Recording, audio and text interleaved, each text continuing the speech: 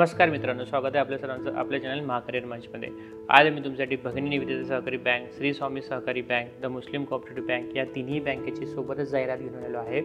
हे तिन्ही बँकेनी सेम क्लर्कसाठी पोस्ट काढलेले आहेत आणि टोटल 68 पोस्ट आहेत तिन्ही बँकेचे मिळून। तर मित्रांनो, जर का तुमचं ग्रॅज्युएशन झालेलं असेल तर ही स्वर्णसंधी तुमच्यासाठी आहे। संपूर्ण माहिती तुम्हाला सांगणार आहे की शैक्षणिक पात्रता काय लागणार आहे, याच्यासाठी वयोमर्यादा किती असणार आहे, पगार किती असणार आहे, तुम्हाला परीक्षेचे विषय कुठले कुठले आहेत आणि निवड प्रक्रिया कशी होणार आहे। तर व्हिडिओला शेवटपर्यंत नक्की बघा, जेणेकरून तुम्हाला आम्ही at the end of the video तुम्हाला पुस्तकसुद्धा रेकमेंड करणार आहे, जे यूज करून तुम्ही ही परीक्षा नक्कीच क्लिअर करू शकता। चला तर मग सुरू करूया। जसे की तुम्ही स्क्रीनवरती बघू शकता, पदाचे नाव जे आहे ते आहे लेखनिक आणि पदसंख्या आता आपण बघणार आहे। जी पहिली बँक आहे, जी आपली भगिनी निवेदिता बँक सहकारी बँक आहे, त्याच्या टोटल तुम्हाला 30 जागा इथं पाहायला भेटतात। आणि मित्रांनो, इथं लक्षात घ्या की ही जी पोस्ट आहे ती फक्त आणि फक्त महिलांसाठी राखीव आहे। इथं पुरुष उमेदवार फॉर्म भरू शकत नाहीत। आणि हे सोडून दोन बँक आहेत की जे की श्री स्वामी समर्थ सहकारी बँक आणि the Muslim cooperative bank limited Pune, या दोन्हीमध्ये तुम्हाला 19 जागा पाहायला भेटणार आहेत। तर इथं दोन्ही पण पुरुष महिला दोन्ही पण फॉर्म भरू शकतात। तर ह्या चांगल्या जागा आहेत। नोकरीचं ठिकाण जर बघायला गेलो तर भगिनी निवेदिता सहकारी बँक ही पुणे आणि अहिल्यानगर जिल्हा दोन्ही इथे आहे। तर तुमची जी नियुक्ती आहे हे दोन्ही जिल्ह्यात होऊ शकते। श्री स्वामी समर्थ बँक ही पूर्णपणे अहिल्यानगरमध्ये आहे, तर याची अहिल्यानगर जिल्ह्यातच तुमची नियुक्ती होणार। आणि the Muslim cooperative bank limited Pune ही पुण्यामध्ये आहे, तर पुणे जिल्ह्यामध्ये तुमची नियुक्ती होऊ शकते। आता बघणार की शैक्षणिक पात्रता काय लागणार आहे। तर पहिली जी शैक्षणिक महत्त्वाची पात्रता आहे ती कोणत्याही जागेतील मान्यताप्राप्त विद्यापीठाची जर तुमच्याकडे पदवी असेल तर तुम्ही हा फॉर्म नक्कीच भरू शकता। यासोबतच तुमच्याकडे MSCIT किंवा समतुल्य प्रमाणपत्र अभ्यासक्रमाची परीक्षा उत्तीर्ण असणे आवश्यक आहे। तर ह्या दोन गोष्टी तुमच्याकडे असणे आवश्यक आहे। प्राधान्य कोणाला देण्यात येणार आहे, ज्यांचं JIB, CIIB, GDCA किंवा शासनमान्य इतर संस्थेची बँकिंग सहकार कायदेशीर पदविका असल्यास, तसेच बँक पतसंस्था किंवा इतर वित्तीय संस्थेतील काम करायचा अनुभव असल्यास तर तुम्हाला नक्कीच इथं प्राधान्य देण्यात येणार आहे।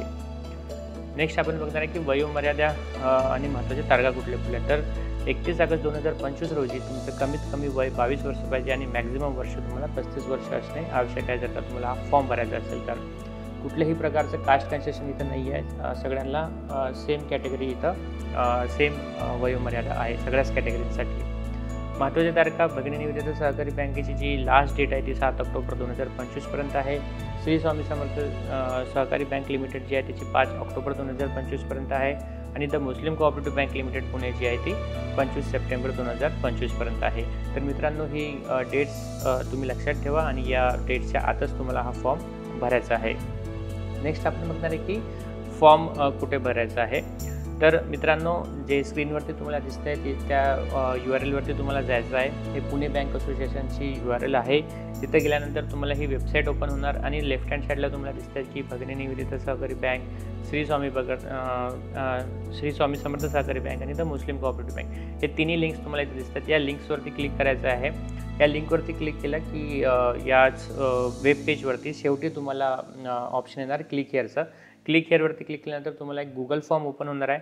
त्या गुगल फॉर्ममध्ये तुम्हाला तुमची सगळी माहिती टाकायची आहे, जसे की तुमचं नाव झालं, पत्ता झाला, शैक्षणिक जे पण तुमचे डॉक्युमेंट्स आहेत त्याची सगळी माहिती टाकायची आहे आणि तो गुगल फॉर्म सबमिट करून टाकायचा आहे। नेक्स्ट आपण बघणार की निवड प्रक्रिया कशी होणार आहे। तर स्वतंत्र इथं ऑनलाईन लिहिणं आहे, बट इथं ऑफलाईन एक्झाम तुमची होणार आहे। पूर्णपणे ऑफलाईन एक्झाम तुमची राहणार आहे, ते पण पुणे इथं घेण्यात येणारा एक्झाम आहे। प्रश्न जे सिलेबस जे आहे तुमच्यात विषय जे आहेत तुमचे ते मराठी, इंग्रजी, सामान्य ज्ञान, अंकगणित आणि बुद्धिमत्ता चाचणी हे असे 5 सब्जेक्टवरती तुमचा जो ऑफलाईन पेपर आहे तो राहणार आहे। आता आपण थोडक्यात सिलेबस बघून घेऊया की मराठीमध्ये ते काय विचारतात। मोस्टली जे पण कॉम्पिटिटिव्ह एक्झामचे पेपर होतात त्याच्यामध्ये व्याकरण, शब्दसंग्रह, आकलन व लेखन कौशल्य बघितलं जातं। Grammar, vocabulary, compression and sentence skill तुमचा इंग्लिशचा सिलेबस झाला। सामान्य ज्ञानमध्ये तुम्हाला भारत व महाराष्ट्राचा इतिहास, भूगोल, राज्यघटना व विज्ञान असे सब्जेक्टचे काही क्वेश्चन्स तुम्हाला नक्कीच पाहायला भेटतात।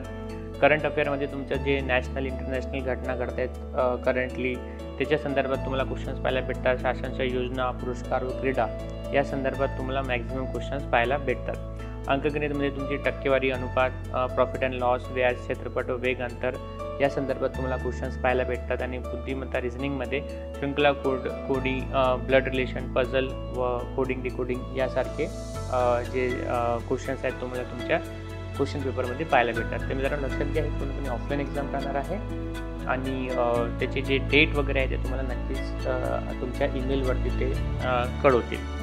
आता आपण बोलतो ना की वेतन आणि अर्ज शुल्क किती असेल, तर वेतन तुमचा जो प्रशिक्षण कालावधी आहे, जे काही आपण प्रोबेशन पिरियड म्हणतो, ते 6 महिने ते 1 वर्षापर्यंत बँकवरती डिपेंड करते की ते प्रोबेशन पिरियड किती देतं आणि त्या दरम्यान तुम्हाला 15 ते 18,000 तुम्हाला वेतन देण्यात येते प्रोबेशन पिरियडमध्ये. आणि जर का तुम्ही प्रोबेशन पिरियड सक्सेसफुली कंप्लीट केलं त्यानंतर तुमचा जे पगार आहे ते 22 ते 25,000 दरम्यान राहते. परीक्षा शुल्क आपण आता बघणार आहे की जे भगिनी निवेदिता सहकारी बँक आहे तिथं तुम्हाला 885 रुपये लागणार आहेत हा फॉर्म भरण्यासाठी.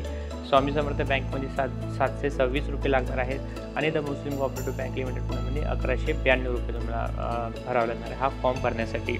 मित्रांनो फक्त एक गोष्ट लक्षात द्या, जी पण भगिनी निवेदिता सहकारी बँक आहे तिथं फक्त आणि फक्त लेडीजसाठी वॅकन्सीज आहेत. पुरुष उमेदवारांनी तिथं फॉर्म भरू नये, कारण की हे बिन परतावा यांची फी असते. जर का तुम्ही चुकून फॉर्म भरला आणि फी भरली तर ते रिटर्न तुम्हाला देण्यात येत नाही. तर याची फक्त नोंदणी घ्यावी. बुक तुम्ही कुठले वापरू शकता, जर सामान्य ज्ञान, इतिहास, भूगोल, संगणक जे आहे त्यासाठी तुम्ही लुशनचं जनरल नॉलेजचं बुक वापरू शकता. येलो कलरचं बुक आहे ते खूप छान बुक आहे, ते वापरून तुम्ही जनरल नॉलेज तुमचं प्रिपेअर करू शकता. चालू घडामोडीसाठी तुम्ही मनोरमाचं युअर बुक किंवा कुठलेही करंट अफेअर्सचे जे डिफरंट PDFs भेटतात ते वाचू शकता. आणि आम्हीसुद्धा करंट अफेअर्सचे व्हिडिओज बनवत राहतो, तर ते व्हिडिओज जरी तुम्ही बघितले तरी तुमचं करंट अफेअर तुमचं इथं प्रिपेअर होऊन जाणार. इंग्लिशसाठी तुम्ही रेनन मार्टिनचं बुक वापरू शकता. मराठी भाषेसाठी तुम्ही बाळासाहेब शिंदेचं बुक वापरू शकता. आणि बुद्धमापन चाचणीसाठी तुम्ही modern approach to verbal and normal reasoning हे RS अग्रवालचं बुक वापरू शकता. जर का तुम्हाला क्वेश्चनचे फॉर्मॅट पाहायचे असतील तर आम्ही एक व्हिडिओ ऑलरेडी बनवलेला आहे जो की ठाणे कोऑपरेटिव्ह बँक संदर्भात आहे. तर त्याचेच सारखे तुम्हाला क्वेश्चन्स पाहायला भेटतील. तर व्हिडिओची लिंक तुम्हाला मी डिस्क्रिप्शन बॉक्समध्ये भेटून जाणार आणि या व्हिडिओच्या एंडमध्ये सुद्धा तुम्हाला तो व्हिडिओ भेटून जाणार.